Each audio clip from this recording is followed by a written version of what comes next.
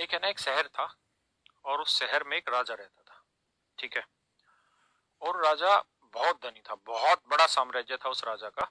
उसके पास सब कुछ था, सारे ऐशो आराम सारी चीजें थी। तो उसके यहाँ एक मंत्री हुआ करता था।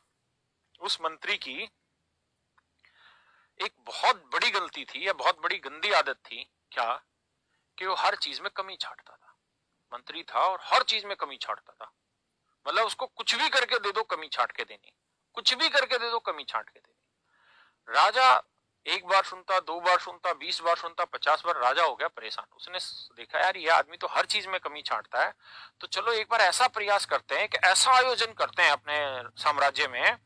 राजा ने कहा कि भाई जिसमें कोई कमी ना हो, मतलब सारे एक से एक आलीशान मेहमानों को बुलाओ, राहुल गांधी तक को भी बुला लो, सबको बुला लो मतलब।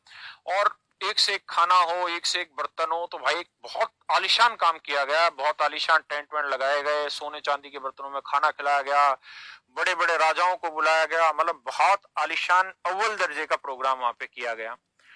फिर राजा ने कहा कि यार अब उस मंत्री को बुलाओ जो हर चीज में कमियां छांटता है। फिर उस मंत्री को बुलाया मेरे बच्चों। उस मंत्री को बुलाया तो उस मंत्री ने खाना वाना खाया, इधर उधर घूमा। फिर राजा ने कहा कि बता भाई आज क्या कमी मिली तुझे। तो उस मंत्री ने, पता है दोस्तों क्या कहा? उस मंत्री ने कहा कि राजा साहब बाकी सब चीजें तो ठीक है, पर इतना हवा में खर्च करना भी ठीक नहीं है। मतलब इतना फालतू खर्च करना भी ठीक नहीं है। अब राजा माथा पकड़ के बैठ गया कि साला इतना पैसा खर्च कर दिया सिर्फ इस बात के लिए कि कमी ना छाट पाए, और इसने तो फिर से कमी छाट दी। क्या कमी छाट दी? कि यार इतना हवा में उड़ना भी ठीक नहीं है। तो मेरे बच्चों इस बात से हमें क्या समझ आया? इससे समझ ये आया कि मेरे भाई कमियां हमारी सोच में भरी हुई होती हैं। ठीक है। हम किसी को 100% सेटिस्फाई नहीं कर सकते, कभी जीवन में सेटिस्फाई नहीं कर सकते। हमारा काम है कि हम अपनी तरफ से अपने बेस्ट एफर्ट दें। अगर कोई उसमें कमी छाट रहा है, कह रहा है धीरे पढ़ा रहे हैं, ये पढ़ा रहे हो पढ़ा रहे, तो वो छाटेगा कमी। उसके हिसाब से पढ़ा देंगे तो भी कमी छाटेगा। क्यों? क्योंकि वो आदमी नेगेटिव है। और जीवन में बढ़ वही पाता है जो पॉजिटिव है, क्योंकि नेगेटिव तो पीछे जाएगा, बढ़ ही नहीं सकता।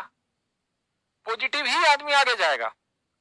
मेरे बच्चों जब मैंने पहली बार इस कोचिंग लाइन में, इस कोचिंग इंडस्ट्री में पैर रखा था ना, तो मैं बहुत अच्छा खासा अपने घर में ट्यूशन पढ़ा के कमा रहा था 2 पैसे का।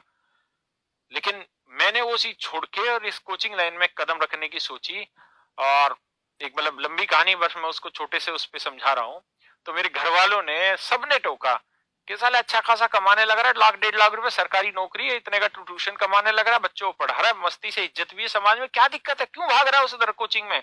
घर से बाहर रहेगा सारे दिन, पता नहीं क्या होगा क्या नहीं, कामयाब होगा भी कि नहीं होगा। उनकी नेगेटिव सोच थी वहां। लेकिन मैं तो पॉजिटिव था, मैं तो आगे बढ़ा। और मैं इतना आगे बढ़ा कि मेरे माँ बाप अपने घर में, मेरे घर में और कुछ रखे ना रखे, लेकिन मेरी किताबें जरूर रखते हैं अपने कमरे में।